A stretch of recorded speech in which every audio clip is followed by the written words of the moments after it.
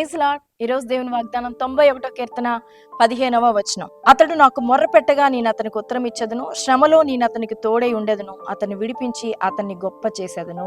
దేవాది దేవుడు ఈరోజు ఇస్తున్న అద్భుతమైన వాగ్దానం, శ్రమలో నేను నీకు తోడై ఉంటాను, నిన్ను విడిపించి నిన్ను గొప్ప చేస్తాను. ఎంత అద్భుతమైన వాగ్దానమో కదా. దేవుని ప్రజల జీవితంలో శ్రమలు వస్తూ ఉంటాయి, కానీ శ్రమల్లో దేవుడు తోడుగా ఉంటే ఆ శ్రమగా అనిపిస్తుందా?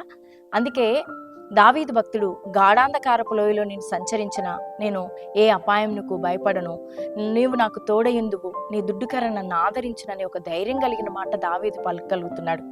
అయితే ఈరోజు దేవాది దేవుడు నీకు చెప్తున్న అద్భుతమైన మాట, వాగ్దానం ఏంటంటే, శ్రమలో నువ్వు ఒకవేళ నలిగిపోతూ ఉన్నట్లయితే, శ్రమలో నువ్వు కృంగిపోతూ ఉన్నట్లయితే దేవుడు అంటున్నాడు, నేను నిన్ను విడిపిస్తాను, నిన్ను గొప్ప చేస్తాను, నేను నీకు తోడై ఉంటాను. దేవుణ్ణి ప్రేమించే దేవుని ప్రియ పిల్లలందరికీ కూడా ఎప్పుడూ దేవుడు తోడుగా ఉంటాడు. నేను విడిచిపెట్టే దేవుడు కాదు.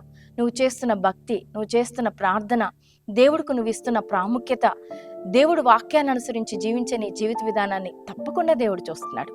కాబట్టి దేవుని ప్రియుల జీవితాల్లో వచ్చే ప్రతి కష్టాల విషయంలో ఆయన మౌనంగా ఊరుకునే దేవుడు కాదు, ఆయన తప్పకుండా తోడై ఉంటాడు. ఆనాడు శద్రకు, మేషకు, అబేద్నెగోలు దేవుని వాక్యాన్ని అనుసరించి నడవడానికి ఇష్టపడినప్పుడు అగ్ని గుండంలో నెబుకద్నెజరు రాజు పడివేస్తే అందరూ కూడా వాళ్ళు కాలిపోతారేమో చూస్తున్నారు, కానీ అగ్నిగుండంలోనికి ముందుగానే దేవాది దేవుడు ప్రవేశించాడు. శ్రమలో వారికి తోడై అన్నాడు. అగ్ని వాసన వారి శరీరాలకు తగలకుండా కాపాడిన దేవుడు. అంతేకాదు, వారిని విడిపించి ఆ సంస్థానంలో గొప్ప చేసిన దేవుడు. ఈరోజు నువ్వు చాలా శ్రమ పడుతున్నావు. నీ శ్రమలను బట్టి అందరూ కూడా నిన్ను హేళన చేస్తున్నారు, చుట్టూ ఉన్న వారు నిన్నందరూ అపహాస్యం చేస్తున్నారు. కానీ దేవాది దేవుడు నీకు చెప్తున్న మాట ఏంటంటే, నీ శ్రమలో నేను నీకు తోడై ఉంటాను.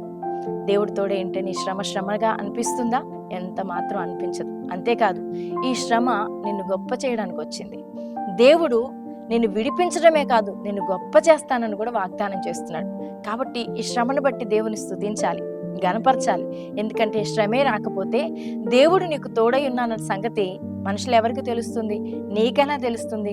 నిన్ను విడిపించడమే కాదు, నిన్ను గొప్ప చేసినప్పుడే కదా దేవుని నామం మహింపరచబడుతుంది. కాబట్టి ఈరోజు నీ కుటుంబంలో శ్రమ పడుతున్నావా? శరీరంలో శ్రమ పడుతున్నావా? అన్నీ నష్టపోయి శ్రమ పడుతున్నావా? మోసపోయావా? అన్యాయానికి గురయ్యావా? నీ జీవితంలో ఇలా పడిపోయిన అనుభవంలో నీవు ఉన్నావా? ఈరోజు దేవుడు నీకు ఇస్తున్నాడు అద్భుతమైన వాగ్దానం.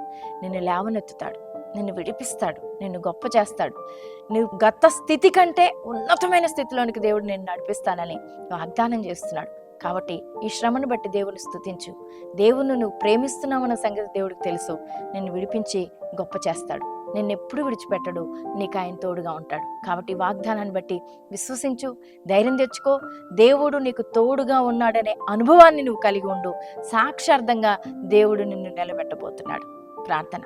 పరిశుద్ధుడా, ప్రేమ కలిగిన మా తండ్రి, కృప కలిగిన మా దేవా, నీకు వందనాలు. ఎంతమంది శ్రమల్లో ఉన్నారు, వారందరికీ తోడుగా ఉంటానని వాగ్దానం చేశారు ప్రభువా.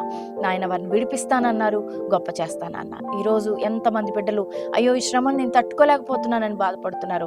ఆ శ్రమలో వారికి తోడయుండి వారిని విడిపించి వారిని గొప్ప చేయమని బ్రతిమలాడుకుంటూ, వారికి కలిగి ఉన్న ప్రతి శోధన, వేదన, కన్నీరు, దుఃఖము, బాధ అన్నింటిలో నుంచి వారికి విడుదలివ్వండి ప్రభువా. వారు ఒకరోజు సాక్ష్యం ఇవ్వాలి సన్నిధిలో నిలబడి, మా దేవుడు మమ్మల్ని ఈ శ్రమలో నుంచి విడిపించడమే కాదు, మాకు ఎంత గొప్ప స్థితిని ఇచ్చాడని సాక్ష్యం ఇవ్వాలి. అటువంటి సాక్ష్య జీవితాన్ని వారికి అనుగ్రహించి దీవించి ఆశీర్వదించమని యేసు నామములో ప్రార్థిస్తున్నాం తండ్రి. ఆమేన్.